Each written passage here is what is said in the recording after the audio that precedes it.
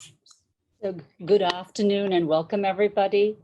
We'll start. It's wonderful to see you all. We'll start with Provost Herman Berliner, Provost and Senior Vice President for Academic Affairs, and then we'll move from there. Thank you so much to everybody, our participants, as well as the audience that's come to hear today's event.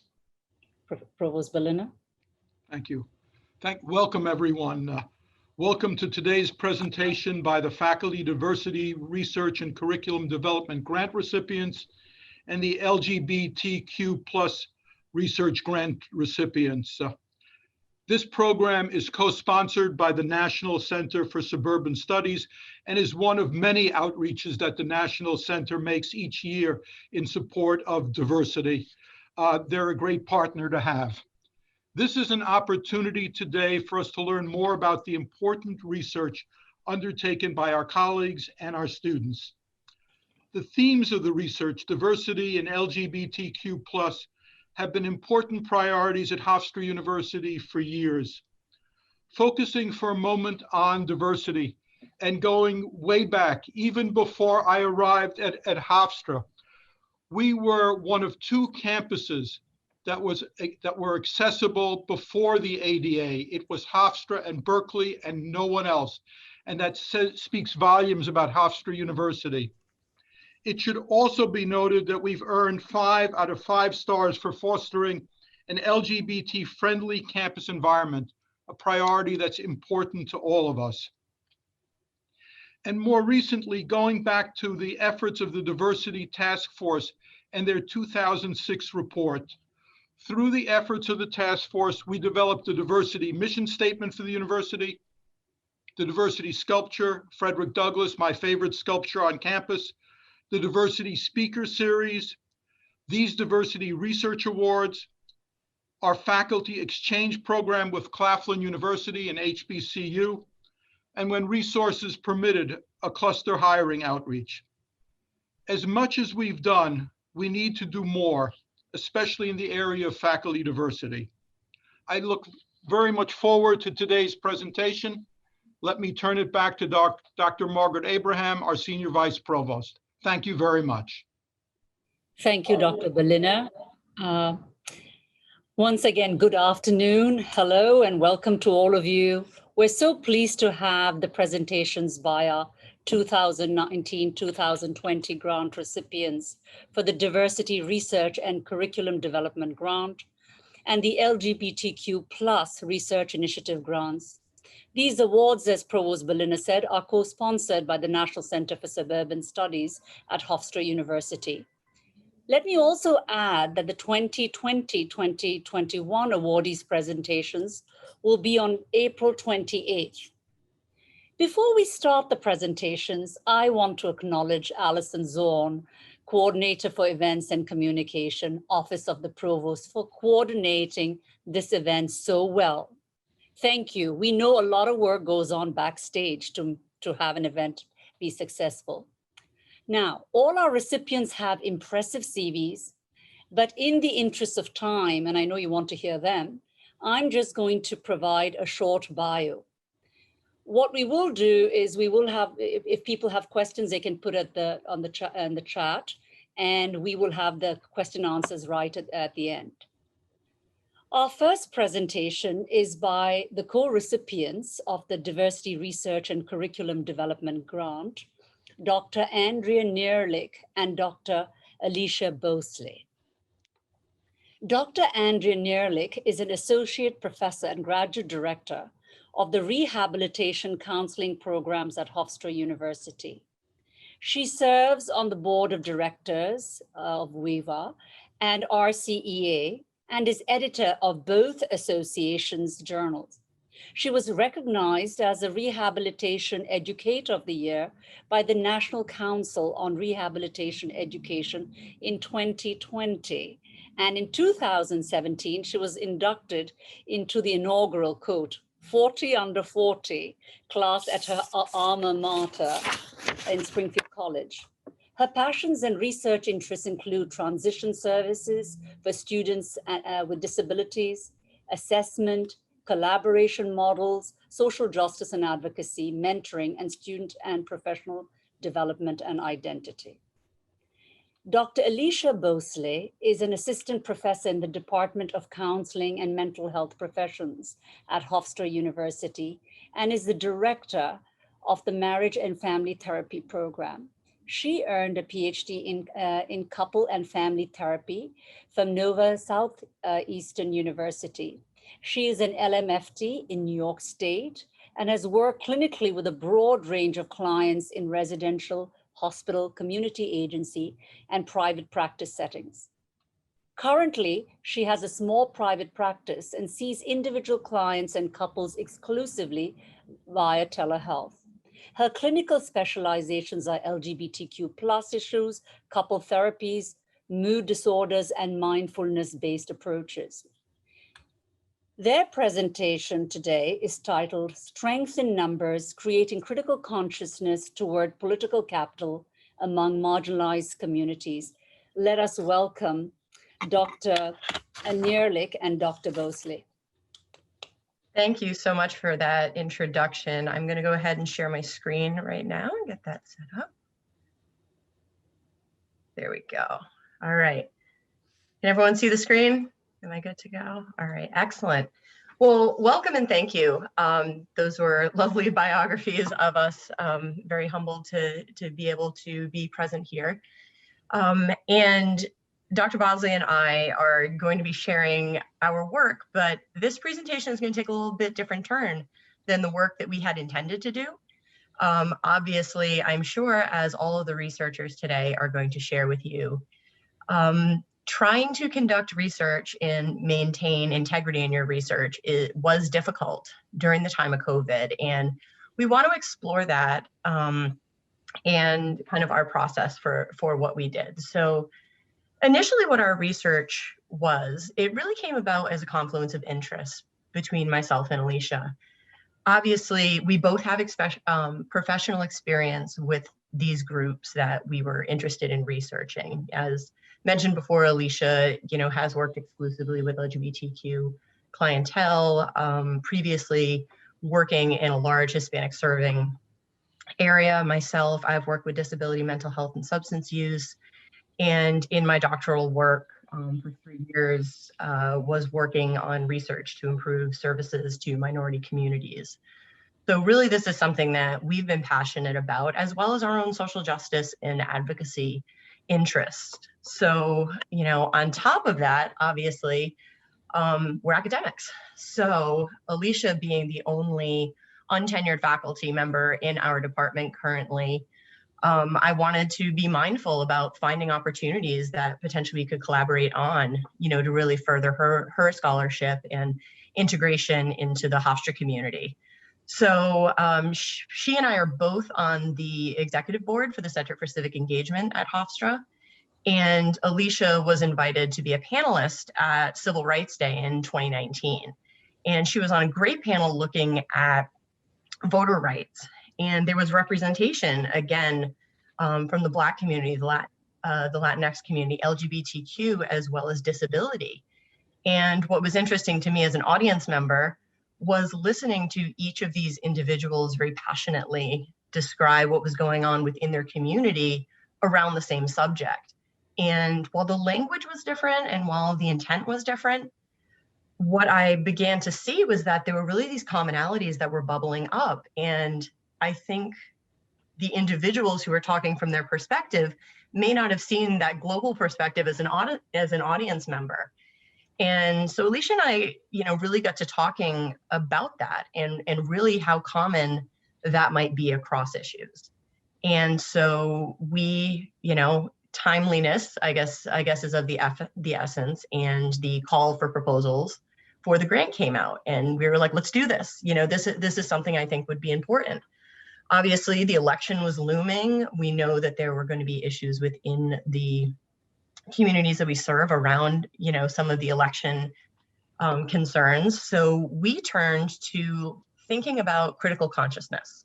So if you're not familiar with that, it's really a process for looking at kind of the social and political structures that help to maintain power and oppression.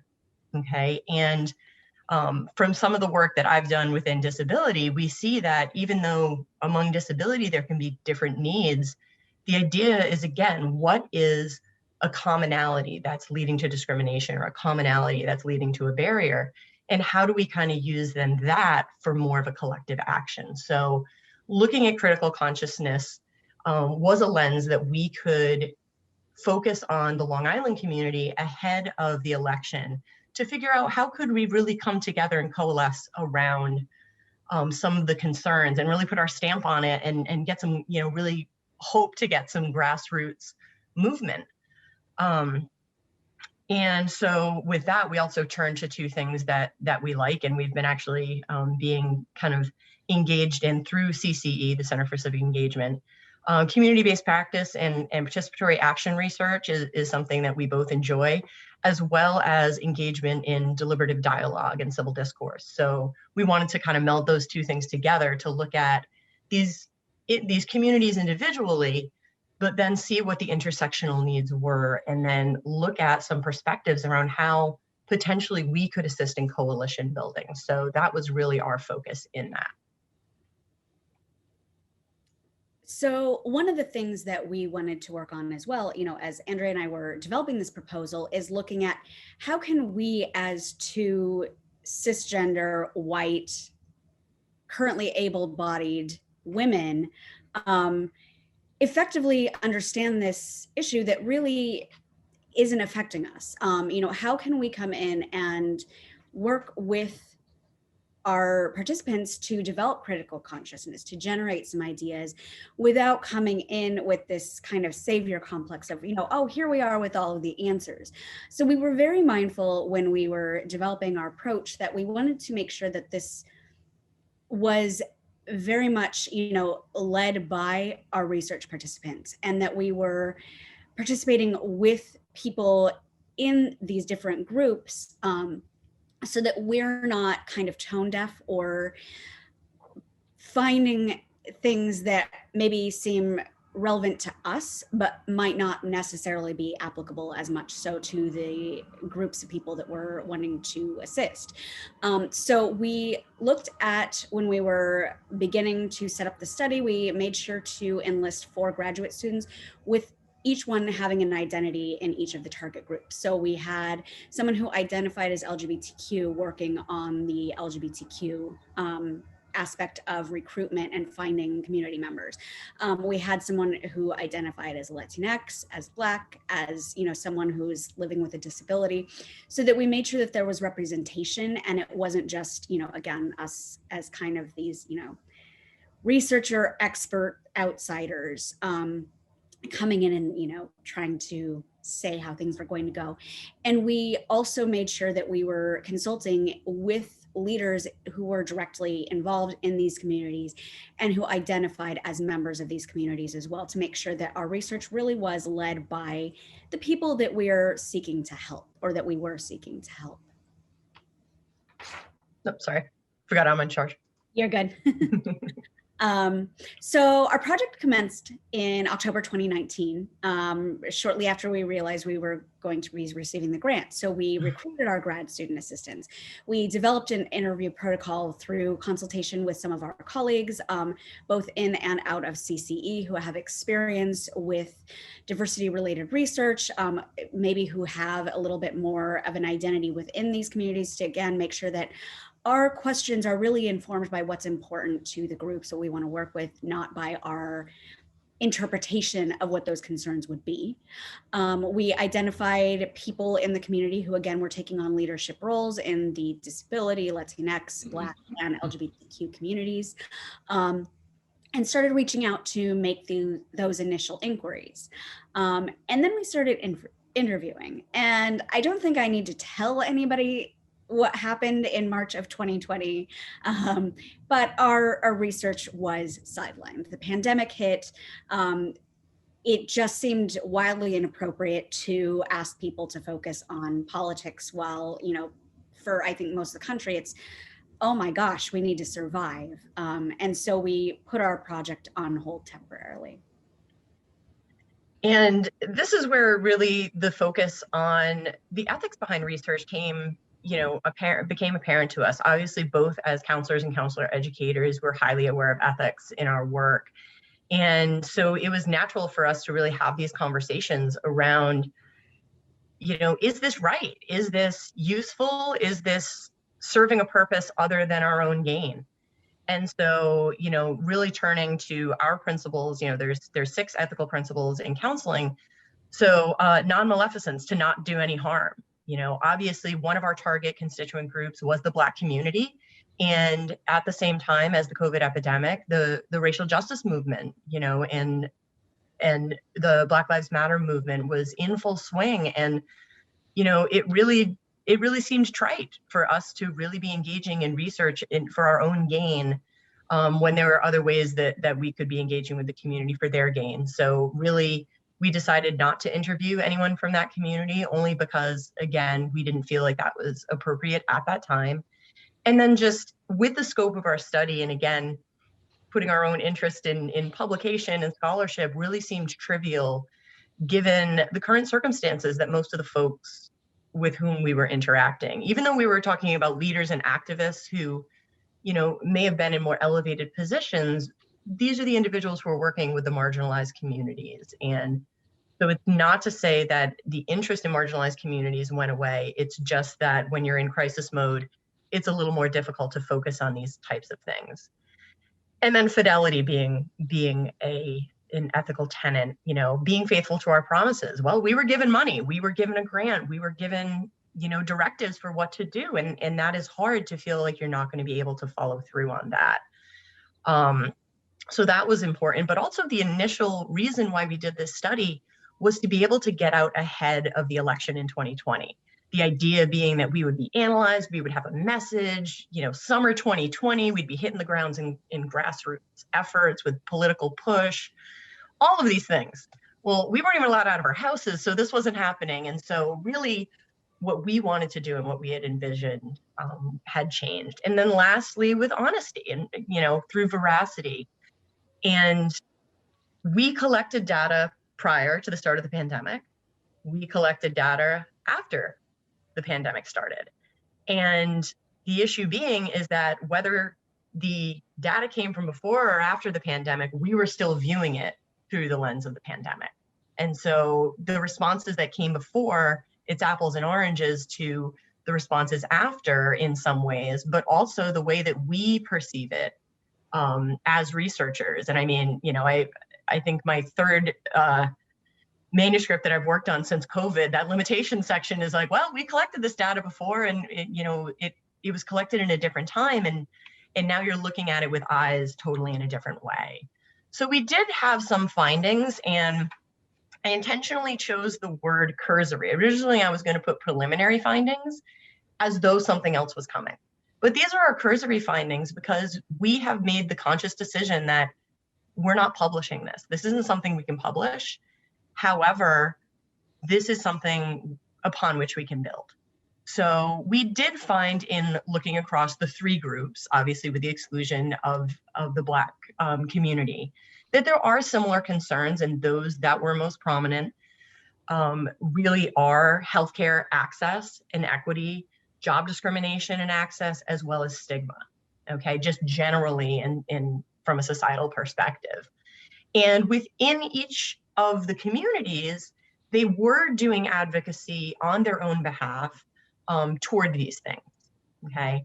But we do see that within group barriers were a little bit of an issue. And I didn't switch these here because I decided we were going to talk about disability and mental health first, so mind me there. But with myself, focusing on the disability and mental health community, historically within the disability community, there's a lot of siloing by condition and by need. Obviously, if you have a sensory disability, that's going to be different than utilizing a wheelchair and the type of access that you need, even though there are commonalities in the experience and systemic barriers that are faced.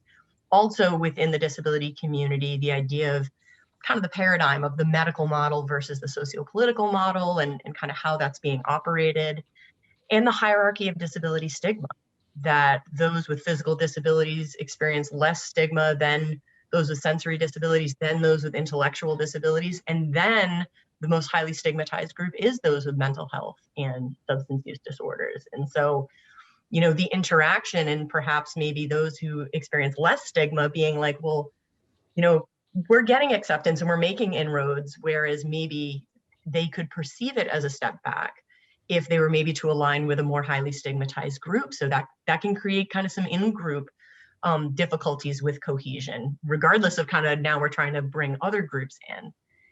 And then also too, that traditionally those with mental health and substance use disorders have not readily identified with the disability rights or more recently the disability justice movements. And so, you know, in-group cohesion is probably something that potentially is necessary when you're trying to join groups that are from the outside. And Alicia found similar things in the LGBTQ. Absolutely. So as Andrea mentioned, when I was interviewing LGBTQ participants, one of the things that I kind of suspected and was very much confirmed is that there is not a necessarily unified sense of identity within the LGBTQ plus community. So one of the things that has happened in recent years was following marriage equality being ruled by the Supreme Court in 2015. Here in New York State, there were some major LGBTQ plus rights organizations that were working towards this, and no, I'm not going to name them. Several of my participants did, that were really working for overall LGBTQ rights and not specifically focusing on marriage equality. But marriage equality is an issue that primarily impacts the LGB community. So lesbian, bi, and lesbian, gay, and bisexual community. It's not as relevant or as pressing for some people within the trans community, although there's certainly some overlap. So when this was going on, there was a lot of momentum by everyone in the community of coming together and pushing through, yes, this is a big issue for us. We need to have marriage equality with cisgender heterosexual people. After marriage equality was made legal across all 50 states by the Supreme Court in 2015, these organizations in New York State closed and said, nope, that's it, we're all done, we have full equality, forgetting about the disproportionate discrimination and physical violence up to murder of trans women of color, homelessness among LGBTQ youth, things like access to care, all kinds of things, stigma, bathroom bills.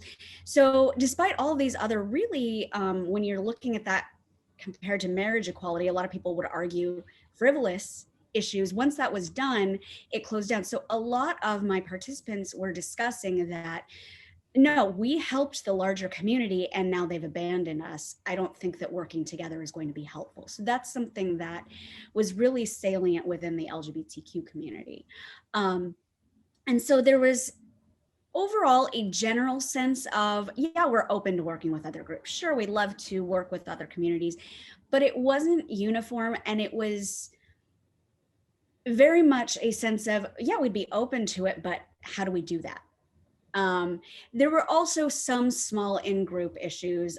For example, when I was talking to some of the Latinx community, they were talking about how, yeah, some of our more traditional, or people with more traditional belief systems might not be as open to working with LGBTQ community. So there were issues along with that. Then when we're looking at the COVID-19 specific lens on what we were finding, we realized that inequities were really magnified for all of our populations, but a lot of times in different ways. So all of our participants mentioned issues with access to care, discrimination, barriers that were, particularly financial. We know, outside of our research specifically, that there are higher rates of COVID-19 infection and mortality in BIPOC communities. So, particularly for those participants, there were, larger concerns of, our community is really getting hit hard with this. That was not maybe as much there for our white participants in other groups. Also, many of our participants, for various reasons, were either living in poverty due to things like immigration status and being able to work, for things like job discrimination for disability and LGBTQ communities. And so they were basically forced into becoming frontline workers. And so during a pandemic, that's obviously very concerning. And that kind of took a lot of the focus away from the sociopolitical intents that we originally had and more onto this is how we are being hit right now by the pandemic. Andrea? Yeah, and this is definitely, as you can see from our last 3 bullet points, this is not something that's going to go away easily.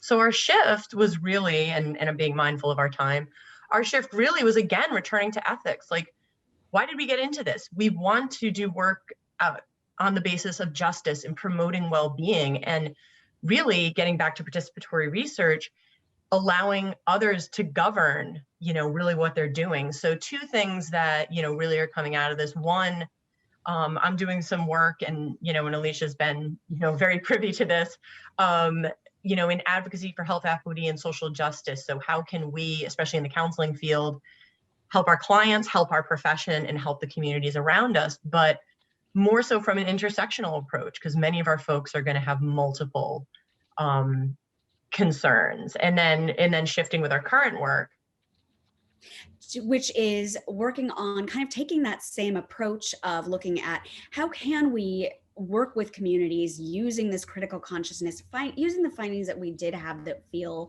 relevant, that people were saying this is important to us, but less about kind of trying to bring people together in this like one big happy family aim that didn't necessarily have reflection by our participants. That seemed to be a little bit more of us, and looking at ways that we can continue to be fair and ethical in our research, such as providing resources, compensating our participants, and continuing to make sure that the issues that we're focusing on and the actions are selected by the community and not by us.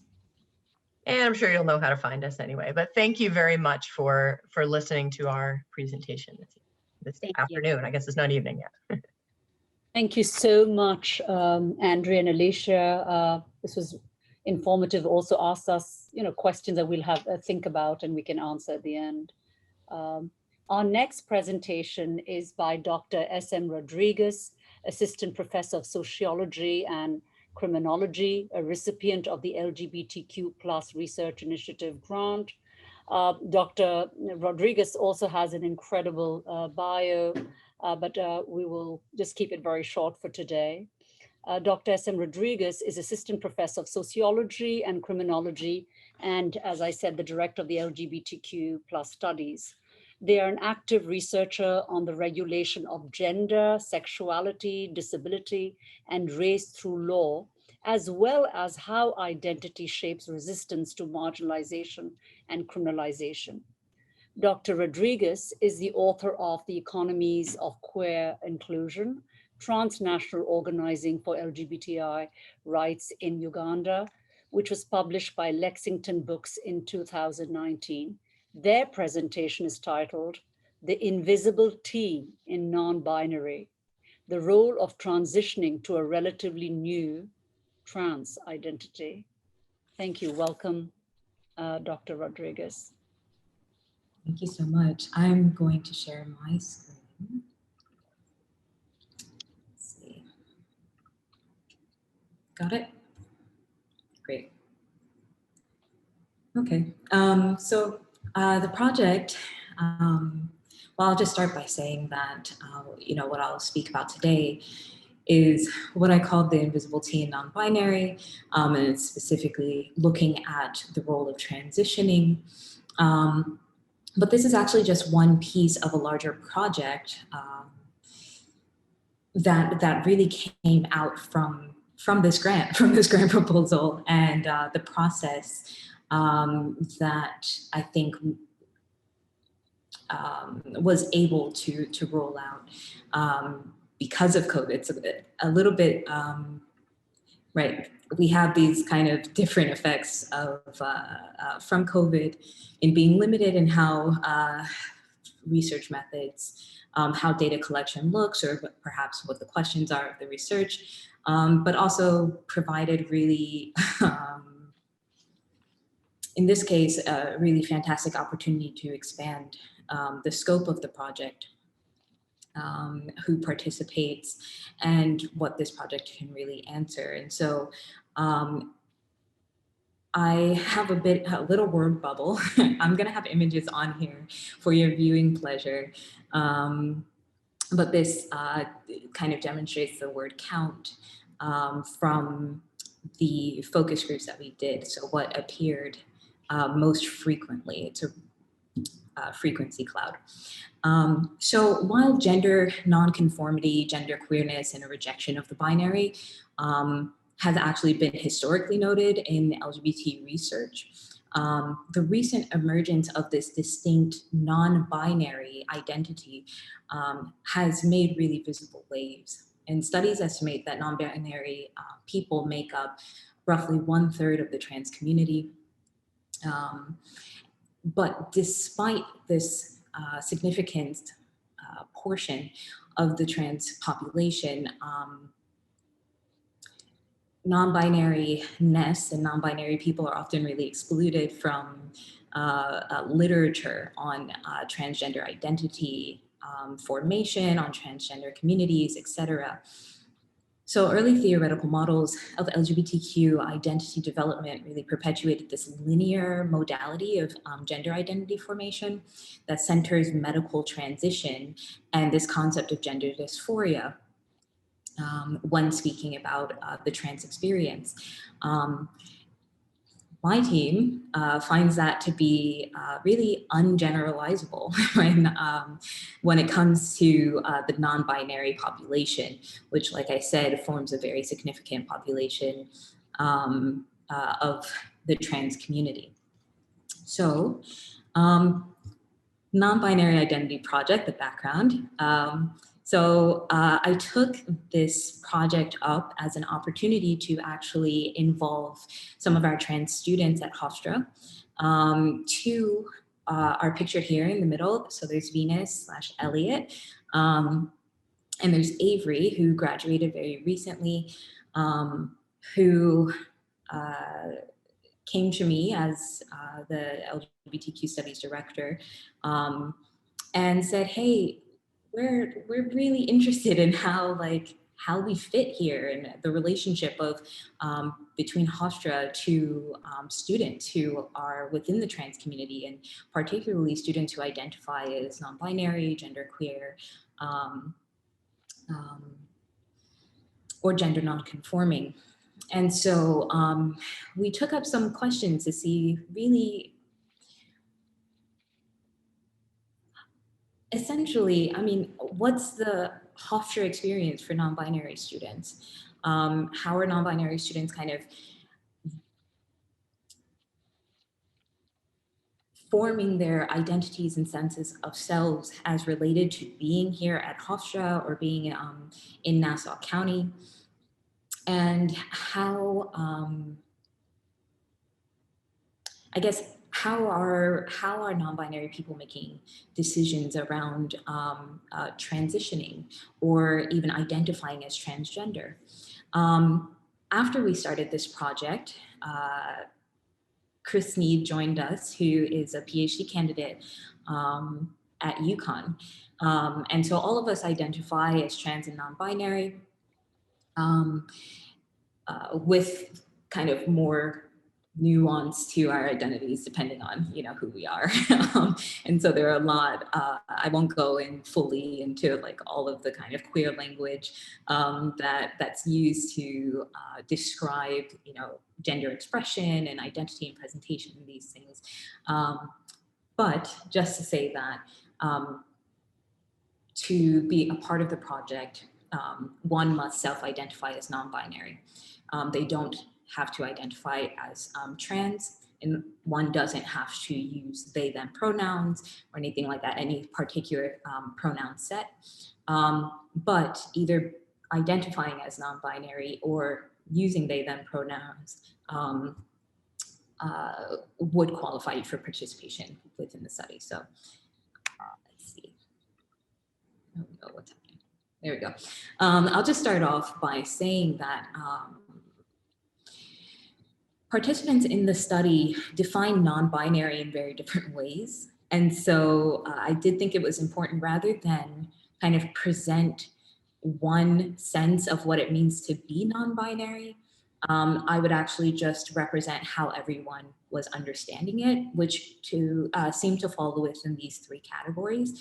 So here's my attempt at providing little shapes for you to understand this. But essentially, if gender is a spectrum and one side has like manness and the other side had womanness, or if you want to use expression terms, so one side being masculine and the other side being feminine, then non-binary is this kind of movable point that is somewhere along that spectrum.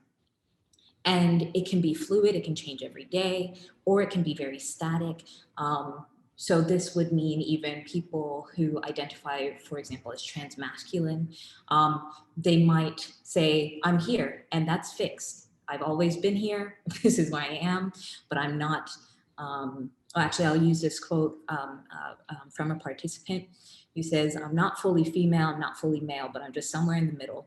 One day it could be more towards male or more towards female, but it's like that slider that would go in between it or just off it. And I really like that quote. The second, I'll go down for this triangle here, was seeing non-binary as itself a third gender. Now, literature on gender does include third gender as a category in and of itself. So not man, not woman, but third gender. And everyone would identify as that, as this kind of singular other. I will say that this is actually within the focus groups, this was the most commonly rejected definition or notion of what it means to be non-binary. Then the third way that it was explained is that a binary gender is kind of formed as these parallel but both linear formations. So if we look here and kind of think, what does society believe is biological? Then we would put sex here at the bottom, which would be described in language like male or female. And identity is in the middle. So one comes to identify as a man or comes to identify as a woman, right? Boy or girl being the kind of age specific identities. And then the top part would be expression, which is either going to be masculine or feminine. And if you have a binary sense of your gender, then you really stay to your own line. I was born male, so I identify as man, and therefore I express myself in a masculine way. Same thing with female, identify as girl, then woman, and I express myself in a feminine way. Now, non-binary participants were all over the place. So, and they say, I'm just not on that spectrum at all. The way that I identify as non-binary has nothing to do with my expression. And it has nothing to do with what others believe my sex is or my assigned sex is. And so I will let you know that I am going to have memes on all of these pages for your viewing pleasure.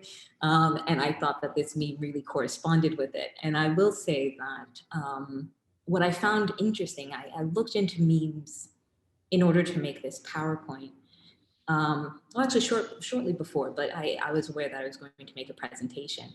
What I found really interesting was a lot of what I had heard expressed within the focus groups were actually already memes. And so it made me realize just how much social media impacts particularly Gen Z's conception of what non-binary means. Because like the actual language would be reproduced on memes, and we know that memes are just reproductions that create reality, right? And so it was really interesting kind of seeing mimetic in real life. In terms of the questions and methods, this was the flyer that I had created in order to recruit. And specifically, this was the flyer that I created in order to recruit after our campus was shut down. I should have added that other flyer, but there was a flyer that was circulated around campus that Avery designed, and it was very specific to the Hofstra community. This one was drawn for anyone who might join. And so the study was devised of essentially 7 90-minute focus groups that were conducted between February and August, with a slight pause between March and May in order for us to just understand what was happening in society. The first 3 were conducted on Hofstra's campus and were closed for Hofstra students. 4 of them were conducted virtually, and they were actually international. There was an average of 5 participants per focus group. Participants ranged from 18 years old to 40 years old, with the average, well, actually the median age being 21. Ultimately, we were able to recruit from, just all the time. Really should have gotten a heads up there, sorry. So let me just skip forward. I'm so sorry. I should have asked for the little markers because I have no way on my screen. So essentially, I'll just sum this up very quickly. What does transition mean to people who identify as non-binary? And so what we essentially found was that there is a de-emphasis on this concept of a medical transition. Even though many non-binary people do have some type of hormone therapy or take T or rely on gender-affirming surgeries. But when I say de-emphasis, it doesn't mean an overall rejection. For many, it just means that it doesn't define being non-binary. So we created 5 different categories or 5 ways of seeing transition as they relate to non-binary. The first being social transitioning, the second being medical, the third being flexible transitioning. And this conversation was really around prosthesis, which was really interesting, or basically what people can put on or take off in a day in order to feel affirmed. This can change your height, this can look like, this can give you breasts, this can alleviate bottom dysphoria, etc. And other body modifications like tattoos and piercings that were actually experienced as gender affirming. The fourth one was nonlinear transitioning, which is actually the one that I believe does the most to intervene in the literature. And so this really changes the idea, because there's this prevalent idea that non-binary is just a stepping stone on one's way to being a real transgender person, so sticking to that binary. And what we found was actually that the majority of people who had participated had actually questioned or identified that they were trans but binary before realizing that they were actually non-binary or gender fluid. And so they took on different things and really took a binary trans identity as the stepping stone rather than the reverse. The last one was a full rejection of some or all transitions and really externalizing change. So believing that change must occur in society rather than in an individual's body. So I will stop there and apologize again for, for my issue there with time. And I would be happy to talk about any of those findings or the conclusions or the implications of them during Q&A. Thank you so much, Summer. This was again, a kind of illuminating presentation, but also poses a lot of questions that hopefully we can try and get at the question answer section.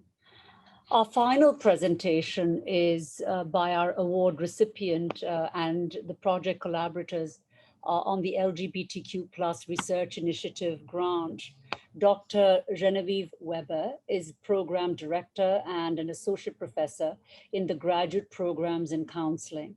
Dr. Weber's research focuses on sexual minority identity development, Dr. Sage Rose is an associate professor in the Department of Counseling and Mental Health Professions and teaches courses in research. Dr. Rose's research focuses on positive psychology-based constructs and their effect on academic success. Orthon Exu is a second-year graduate student in mental health counseling and is preparing to begin her clinical work in the field. Their presentation is titled "The Influence of the Current Political Climate on the Well-Being of Queer and Trans Spectrum People." Welcome. Great, thank you. So I'm just going to speak for a moment and then we are going to turn it over to Orthon, our graduate student. Just want to thank administration for this continued support. I feel very lucky during my 15 years at Hofstra to be very much supported in an area that 15 years ago was not as kind of here and now and current as it is today. So thank you for that support. Having said that, this is my third time working with a graduate assistant on LGBTQ plus research work under these grants. It was 2012, 2014, and 2019. And all three projects were student run. Just to let you know how we came about this topic, Orthon has been in a number of my classes, and Orthon came up to me one day after class and she, Director Weber, I found out some interesting information that up until 2016, the general population, we were getting healthier. And I came across an article recently that says our mental health actually is no longer where it was. We're now seeing a reduction in mental health. And I said, is that so? I haven't seen that. And she said, so I'm especially interested in those who are marginalized. So if the general population is experiencing a decrease in mental health, what about, let's say, our LGBTQ plus population?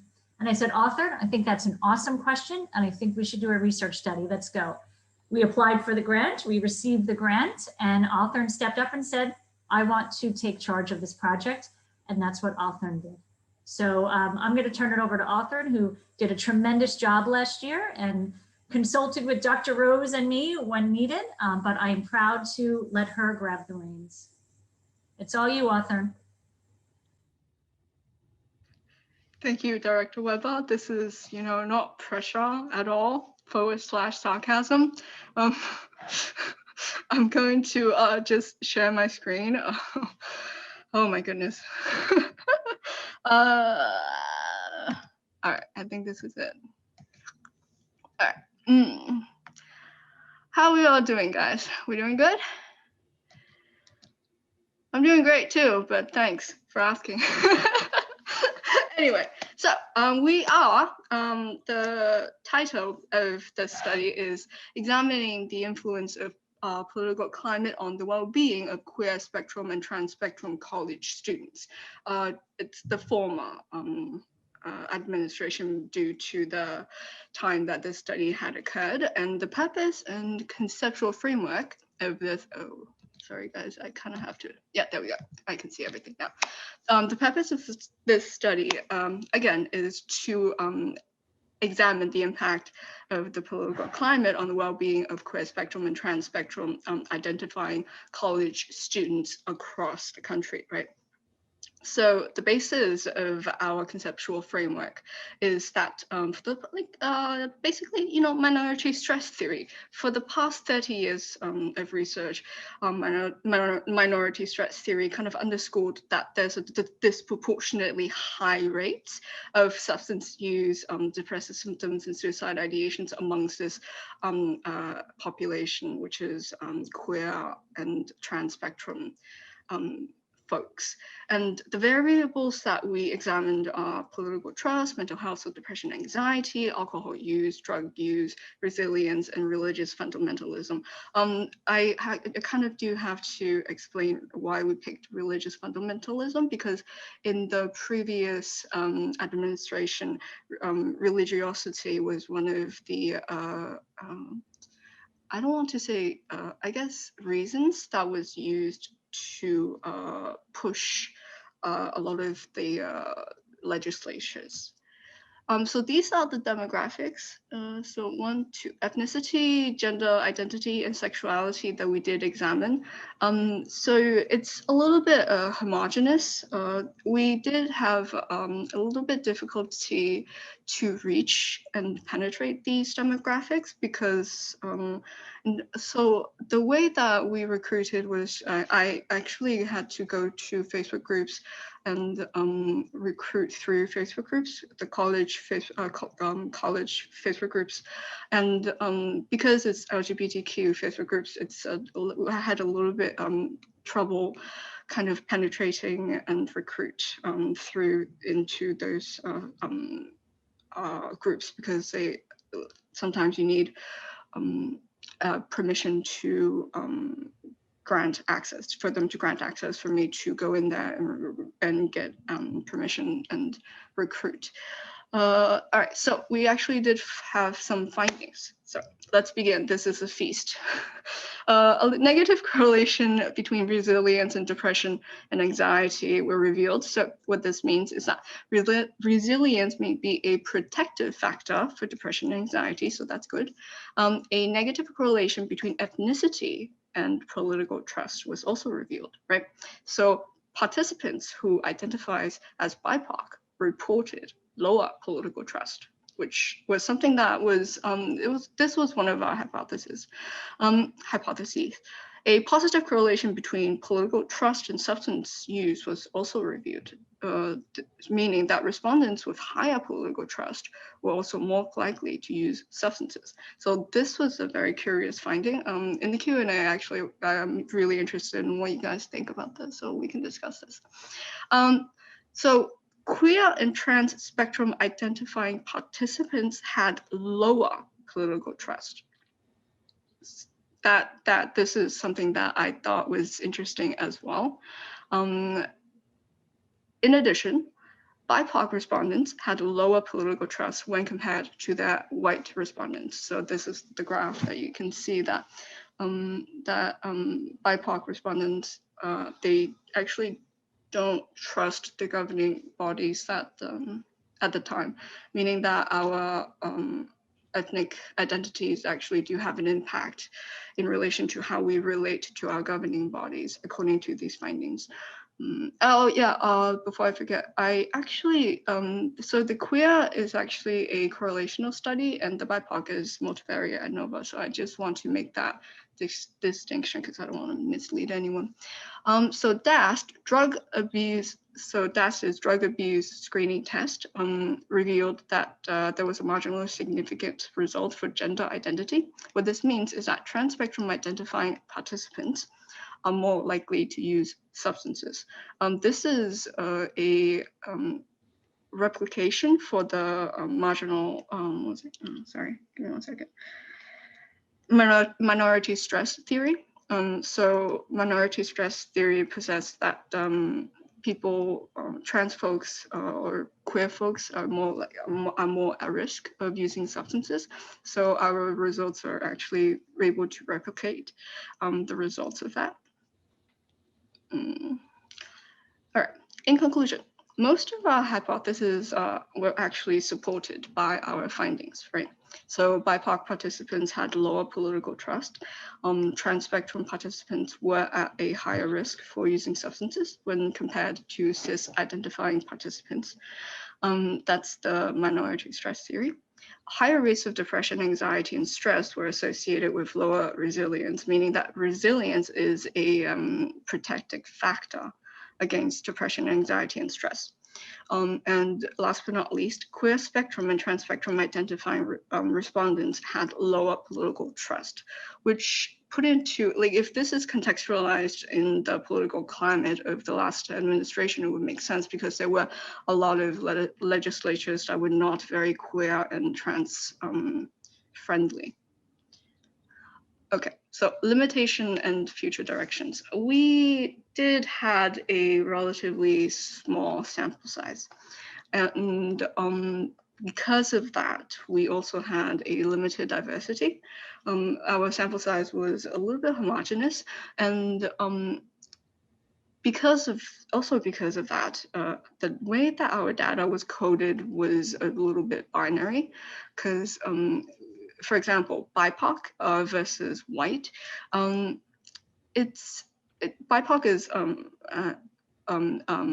Black, Indigenous, people of color, right? So one of the reasons why that we even added, because BIPOC was because that it used to be people of color was because of invisibility, right? So in a way that the way that we coded the data is almost kind of affirming the invisibility by making the data binary.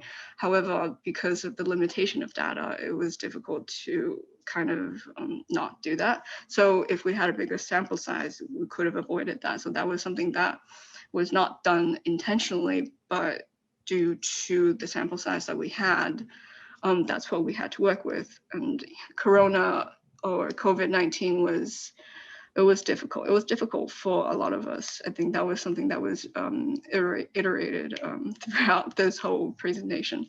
And anyway, future direction, follow-up study for the current administration. So that would be a great thing for the next study, because we can have a pre-study and a post-study, right? Or this could be the study that we're presenting right now could be a pilot study, and then we can have a next study as like the future direction. And we can also have like a optimization for new studies in the future, right? By excluding some of the scales that we included, but did not yield significant results. For example, religious fundamentalism, right? That did not yield any significant results. That even though that we thought, oh yeah, maybe religiosity was a good thing, but it's, you know, it didn't really give us a lot of results. So study optimization to prevent survey fatigue could have been good. Yeah, and I think this is the last slide. And that's it. So before I end, I would like to thank Dr. Rose. She's been great. I think, you know, I analyzed all the data and I collected all the surveys. I've never worked with human, actually, this is the first time I've worked with human participants, because I studied cognitive behavioral neuroscience, so I worked with rats. Working with humans is difficult. Humans are complicated. Man, we are complicated. So Dr. Rose has been very, very helpful, and I'm very grateful that, you know, she was so patient with me with analyzing data. And I am very, very grateful with Director Weber. I couldn't have asked for a better mentor. I am so sorry, Director Weber, that you have to put up with my shenanigans. You are the best. I love you. You're the best. Anyway, peace. Thank you so much, Orson, Genevieve, and Sage. I mean, what more can faculty want than to have that kind of deep appreciation of the research and the kind of collaboration? So thank you so much. Thank you to all the presenters. I think these are all excellent presentations, but also pose some important questions around ethics, about approaches, about framing, about practice. And pre-COVID and post-COVID, and how our research changes and what we go in. Sometimes we have to pivot and how we address it. So we want to open it. So once again, I think we should just give a clap to everybody. I think this is wonderful, and once again reinforces the idea we must continue to do these kind of awards and seed money so that there is the possibility for much more. Having said that, let me just open for questions. So if any of you have questions, Orphan's also put to us that wants to ask a question. So let's start. Orphan, yeah, you have a question? So please. Hi, sorry, I know I just spoke. I promise you guys will get tired of me soon. I'll shut up after this. So this is to Dr. Rodriguez. Hi,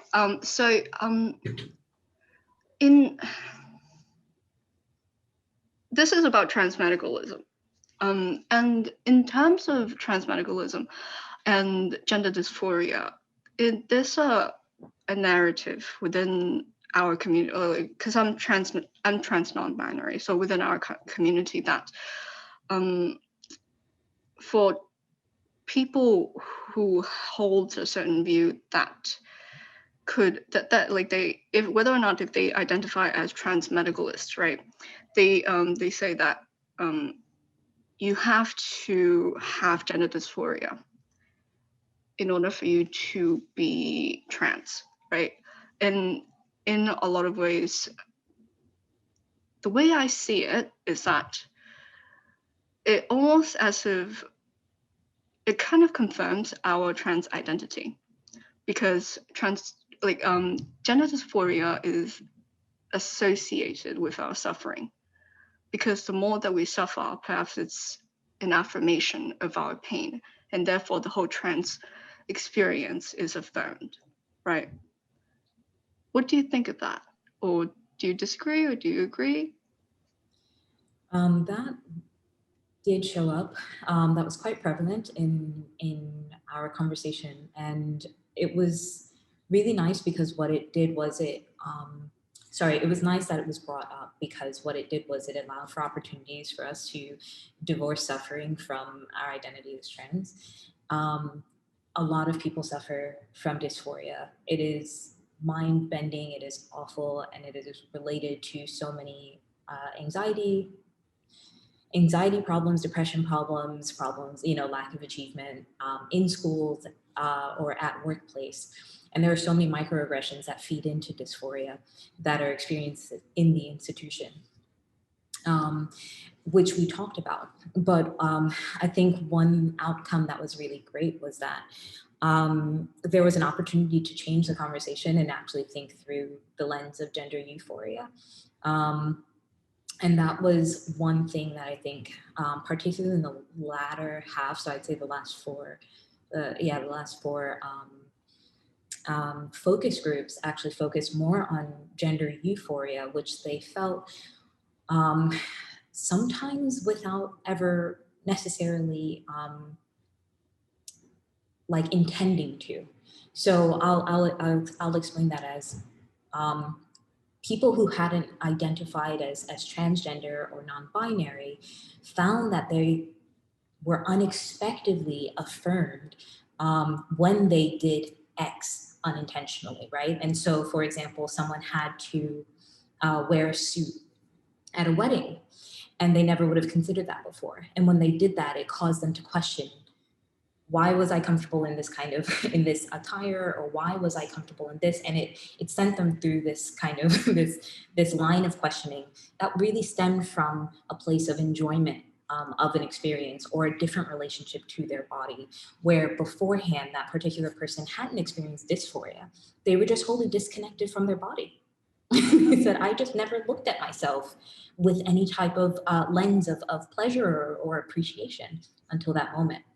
And I'll say another one was someone had experienced what we would call top surgery. And so they had their breast removed, but it was actually because of cancer.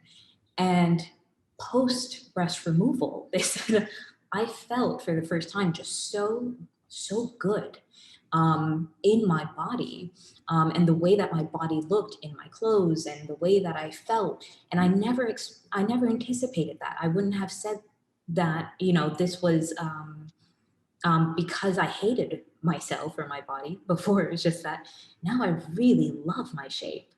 And so that was, a really interesting kind of way of seeing a way into non-binary or trans identity that isn't captured in literature.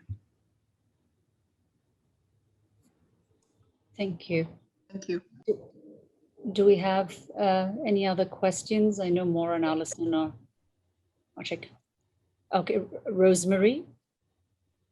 Hi, everyone. Thank you so much for the really engaging presentations. My question is also for Dr. Rodriguez. And so I feel like in constantly hearing the term dysphoria, we're talking psychological explanations for something. And so I would really love to hear how many of your participants used social explanations to talk about their experiences of their gender identity as opposed to psychological explanations?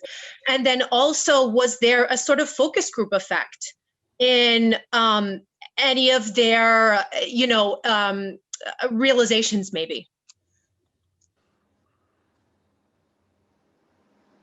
Thank you for that question. I'm going to just share this so briefly, just so that you do have the opportunity to see this quote that I did intend to show you. But just to say that that social dynamic was really important. Let me make that larger. One finding that I thought was really important in this study was seeing people kind of grapple with their identity formation as a reactive formation to misogyny or to femphobia, and really kind of nuancing that, right? Misogyny being a little bit more biological, rather than femphobia, which was a bit more social, like the hatred or fear or devaluation of femininity, which can be embodied in very different ways, whether or not one has, a biology that would be defined as female, right? And so I thought that this quote from Eli was really good, that essentially that non-binary experience as being one where people questioned, do I actually like hate myself or my body, or just do I hate the fact that I'm devalued in society? Do I hate the way that people kind of place meaning onto my body, or treat me in ways that are violent or repressive? And so I did see that. I thought that was a really interesting finding. And yes, groupthink happened in quite a few questions. So Thanks so much for that. Thank you. Do we have any other hands up? I did want to. Maggie, can I take about 45 seconds to say something? Larry, sure you can. Can we just do it with Louise and then you? Oh, I'm sorry. Sure. Somebody else. All right. Thank you. Hi. So just, I guess to start off with, thank you so much for all of the presentations today. I'm one of the staff psychologists here. I actually also have served as a part-time faculty member in the psychology department, so I kind of have a few different hats. I'm both thinking about the concept of dysphoria that we've been discussing as one that's been created by psychology, and one that has been created as pathology by psychology. That might not continue to persist as a word that we want to use to describe experiences the same way that we don't use the word homosexuality anymore to describe people who are gay or lesbian. I'm also thinking about, and I'm kind of asking this to everybody who presented today, because I think it touches in all three of the studies that were discussed. There is a great study from 2019 about the minority stress model that shows the way that non-binary individuals are actually even different from trans women and trans men in experiencing different kinds of impacts of minority stress, almost the same way that bisexual individuals are different from lesbian and gay individuals in experiencing that impact. And I'm curious in the directions that everybody thinks might be continuing, you're taking, like that you'd like to continue to move forward. I guess in both acknowledging that difference and kind of bringing that into maybe the research that you've already conducted, what would be the next steps that you would want to take? Shall we? You bring up a great point about the dysphoria and conversations and work with the trans community. Right now, the dysphoria diagnosis is both beneficial in that it allows for decision making to affirm one's identity, and at the same time oppressive because it's still a pathological declaration. And we know in the 70s and finally in the 80s, we removed homosexuality from the diagnostical and statistical, the DSM-4, the big diagnosis book, but the stigma remains. So what I say to my students, I say to anybody who I have dinner parties with where, I'm invited back or I'm not, that give us 10 years, we're going to see that dysphoria depathologized, just as we saw it in the 70s and 80s. It's just going to take us a little bit of time. Once we find a pathway for the affirmation of the identity without having to get letters that I'm in the right sound mind to do X, Y, and Z to my body. So thank you for bringing that up. Yeah, and I do think similarly, as I brought up and what we've seen kind of actually even across some of our folks is again that difference between the medical model and the socio-political, that really, instead of focusing on something being wrong or something being pathological, and really more, and I really appreciate what you were saying, SM, about it really being affirming, and we see that with the disability community, that it is such a negative that's always kind of given to them, as opposed to, no, I'm allowed to have pride in this, I'm allowed to have a positive experience. So I think that kind of, again, looking at it intersectionally, because I have been reading a lot more in the disability community, the overlap and actually the freedom and autonomy to be able to have gender expression. There's not a lot of autonomy given different types of disability status, especially those with more intellectual disabilities and things like that. But really that there is a desire, to be able to have that expression because of really the openness of the community and, in that feeling. So I think that hopefully as some of these confluences come together, that there will be less of that medical model pathology and definitely more of that socio-political or biopsychosocial. Thank you. I know we have just 2 minutes left, so I'm going to let Larry go the last question. Well, it's not a question. I just wanted to just say two quick things. One is that as you were told, the funding for these awards come from the National Center for Suburban Studies, which in turn comes from an event that you may or may not be aware of called the Celebration of Suburban Diversity. And it literally is going door to donor door to raise money for research, engagement, scholarships in the area of diversity across a broad front. And I hope that when the next iteration comes around next fall, some or all of you will want to get involved in some way. Other thing I wanted to mention is that I've been persuaded for years, and what I heard today just reaffirms it, and made me very proud to be able to have in some way, small way, contributed to this, that there is a need for a much deeper, more expansive and expensive research in the LGBTQ experience in the suburbs. It's where more than half the people in the country live. It is far more diverse, including these communities. And I would doubt, and I couldn't say for sure, but I would doubt that there has been any sort of deeper dives or whatever cliche you want, peeling back of onions in this area. And I would love to find a home for, we don't call them institutes within centers anymore, but for a broader, deeper effort in these areas. And I'd love to have conversations with people who want to take either broad approaches or deep approaches within one niche to see what we can do. And I'd be happy to try to raise the money for it and organize the administration for it. Thank you, Larry. Thank you to everybody. I have to say thank you to all the participants. Thank you to all of you attended.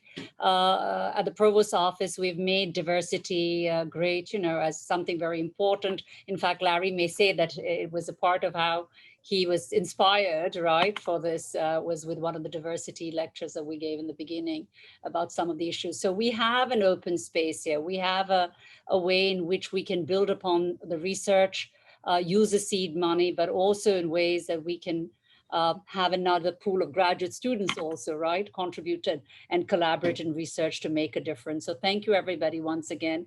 I look forward to seeing all of you for the next set that we have of of events. But we also, just a reminder once again that we have one coming up in April. So please be sure to take notice of that and attend the events. Once again, a big round of applause to our speakers who have made us think, and I hope the conversation will go beyond this event. Thank you.